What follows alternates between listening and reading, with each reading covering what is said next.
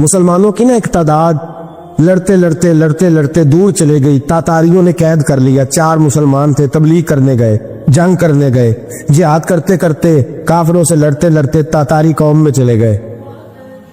वह कैद कर लिए गए तो सजाए मौत का हुक्म हुआ। 4 बुजुर्ग थे, सजाए मौत का हुक्म हुआ तो तातारी बादशाह जो था वो बड़ा खिलाफ था, बड़ा सख्त मुखालिफ था मुसलमानों के।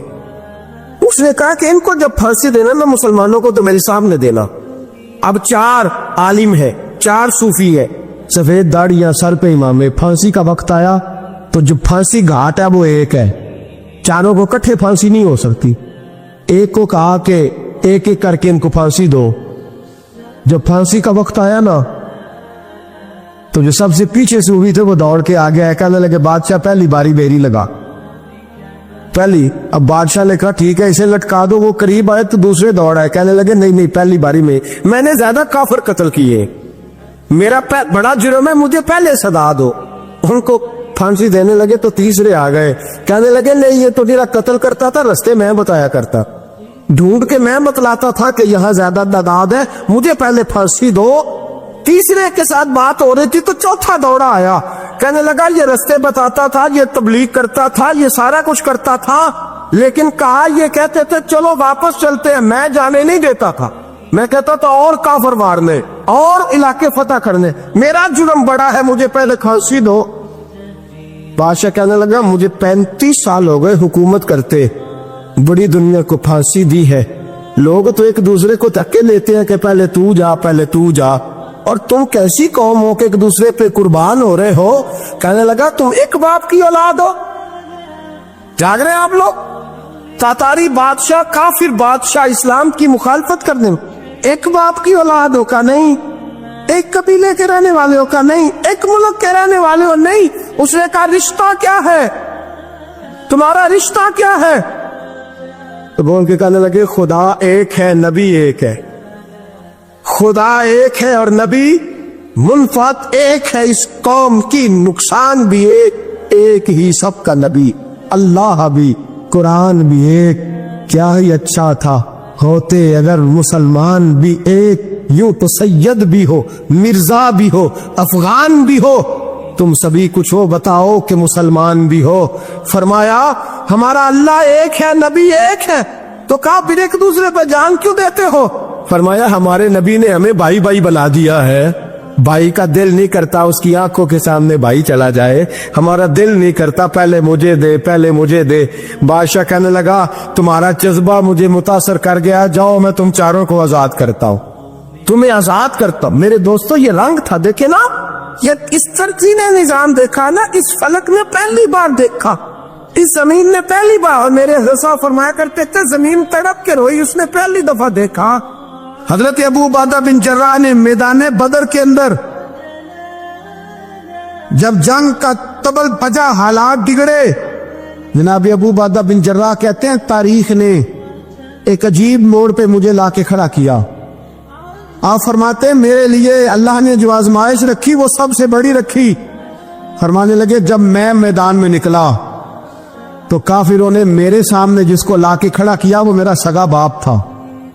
अब फरमाते हैं अब मुश्किल बन गई, इश्क त्याग दो में एक बराबर, ते इश्क दा सेक बधेरा, अग ते साड़े कख ते काने, ते इश्क साड़े तन मेरा, ते अग दा दारू मीह ते पानी, कोई दसे है इश्क दा दारू केड़ा, बुल्ले शाह थे कुछ भी नहीं बचदा जिथे इश्क होरां दा डेरा।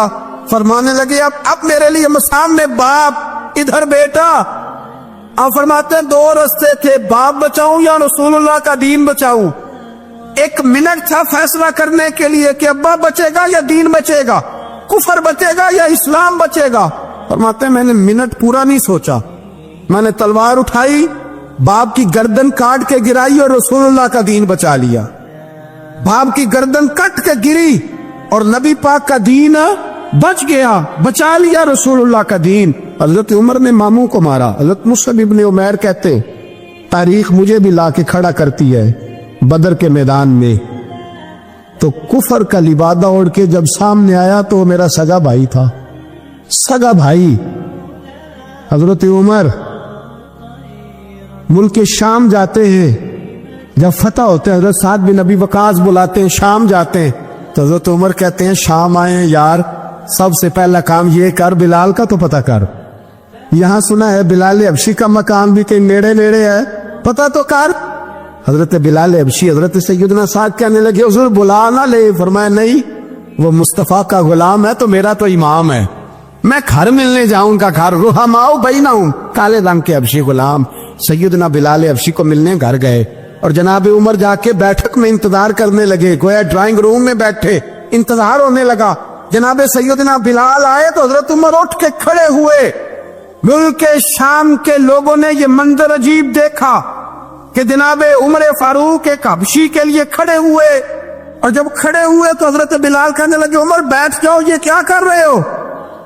حضرت سیدنا عمر رو پڑے, کہنے لگے بلال تو حبشی پہلے تھا, جب سے رسول اللہ کا غلام بنا ہے ساری امت کا امام بن گیا, ساری امت کا تو امام بن گیا ہے جب سے تو نبی پاک صلی اللہ تعالی علیہ وسلم کا غلام بن. بھائی یاد رکھے جب اشداء علی الکفار کی بات تھی تو اپنے سگے قتل ہو گئے, اور جب رحماء بینہم کی بات تھی تو پھر یہ نہیں دیکھا یہ حبشی ہے. توجہ ہے میری بات پر؟ جاگ رہے نا آپ لوگ, ادھر دیکھیں. پھر یہ نہیں دیکھا کہ یہ حبشی ہے, یہ رومی ہے, یہ کون ہے, پھر یہ دیکھا کہ یہ رسول اللہ کا غلام ہے صلی اللہ ہو. ہمارے ہاں تو نفرتیں پھیل گئی ہو, او بس کرو جی بنگالیوں سے جان چھڑاؤ, او بس کرو جی فلانے سے, او بس کر یار. رہن سہن اپنا اپنا ہوتا ہے, لیکن مسلمان جس طرح کا بھی ہو اس کے ساتھ نفرت کرنے کی اجازت نہیں ہے. پہلی بات اشداء علی الکفار, دوسری بات رحماء بین. اب تیسری بات ہے تراہم رکعا سجدا یبتغون فضلا من اللہ ورضوانا. میں نے جو شروع میں بات کی تھی نا کہ اگر خانہ کعبہ میں 40-50 لاکھ حاجی مل کے دعائی مانگ لیتا, دعائی مانگ لیتا مل کے تو کمال ہو جاتا. حضرت ابو بکر صدیق رضی اللہ تعالیٰ عنہ سے کسی نے پوچھا تھا بدر میں فتح کیسے ہوئی؟ اب بھی مسلمان کہتے ہیں نہیں جی کیسے لڑیں گے جی, ہمیں اپنا بڑا مسئلہ ہے. یہ کمزور لوگوں کی باتیں, کمزور جو خدا والے ہوتے ہیں ان کی یہ سوچ نہیں ہوتی. یہ آرزو کرم اور میں آپ سے کروں, یہ بھیک اس کو جی دیے جس کا خدا نہ ہو. یہ کمزور لوگ ہیں کہتے ہیں نہیں کیسے ہوگا, کس طرح ہوگا, جن کو پتا ہو کہ ہماری غیبی طاقت ہے. ہماری حضرت ابو بکر صدیق رضی اللہ تعالیٰ پوچھا جناب بدر میں کیسے جیت گئے؟ تلواریں زیادہ تھی, نیزے زیادہ تھے, یا آپ کو جاسوسی زیادہ تھی, پتہ زیادہ تھا کہ یوں قابو آئیں گے کافر؟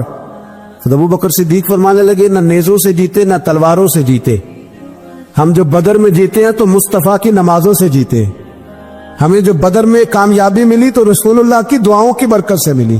فرمانے لگے کافر ساری رات شرابیں پیتے رہے, ساری رات وہ ناچ گانے میں مصروف رہے, اور میں حضور کے خیمے میں موجود تھا, نبی پاک ساری رات نماز پڑھتے رہے, ساری رات حضور نماز پڑھتے رہے, ساری رات اللہ سے دعا کرتے رہے. فرمایا صبح جو کامیابی ملی تو یہ مصطفیٰ کی نمازوں کی برکت سے ملی. ایک بزرگ کی میں بات سن رہا تھا, وہ کہہ رہے تھے اب نمازیں عبادتیں ریاضتیں بعد میں کرنا, پہلے جہاد کرو. کہہ رہے تھے اب نکل کر خانقاہوں سے ادا کا رسم شبیری, عبادتیں ریاضتیں تلاوتیں درود بعد میں ہوگا, پہلے جہاد. تو میں نے کہا صاحب عبادتیں تلاوتیں درود ہو کہاں رہا ہے, پہلے وہ جگہ تو بتائیں. خانقاہوں پہ تو عرس ہو رہا ہے, سال کے بعد ڈھول لگ رہا ہے.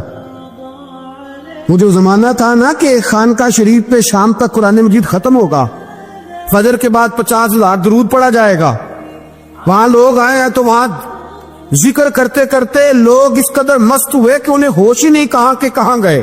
وہ تو دور ختم ہو گیا. اب کہاں ہے خانقاہ میں؟ اب تو نظر نیاز رہ گئی, ختم شریف رہ گیا, عرس پاک رہ گیا, باقی تو معاملہ ختم ہے. وہ کہاں گیا معاملہ سارا؟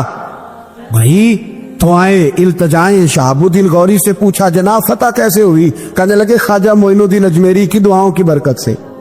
فرماتے ہیں بابا دعا مانگتا تھا, ہم جہاد کرتے تھے, اللہ کامیابی دے دیتا. بھائی وہ عبادت, وہ ریاضت, وہ مسلمان جو رات کو اپنے رب کو منا لیا کرتا تھا, وہ اپنی عبادت کے زور پر اللہ تبارک و تعالیٰ کی بارگاہ میں آہو زاری. حضور نے فرمایا الدعاء صلاح المومن, دعا مومن کا ہتھیار ہے. دعا مومن کا, بول کے بتانا ہے, دعا مومن کا. فرمایا مومن یہ ہتھیار چلا سکتا ہے، یہ ہتھیار کافر کے پاس موجود ہے۔ حضرت زید بن حارثہ رضی اللہ تعالیٰ عنہ کو نہ پکڑ کے کچھ کافر ان کو پکڑ کے لے گئے تو ایک درخت کے ساتھ باندھ لیا، کہنے لگے تمہیں قتل کریں گے، حضور کے صحابی ہے رضی اللہ تعالیٰ۔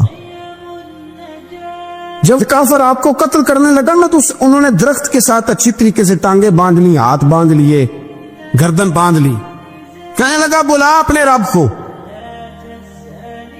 تو حضرت زید رضی اللہ تعالیٰ عنہ فرمانے لگے میں تو شہید ہونے کو تیار تھا، لیکن تو نے آزمانے کا پروگرام بنایا تو ٹھیک ہے، میں پھر بلانے لگا ہوں اپنے رب کی مدد کو، اے اللہ مدد فرما۔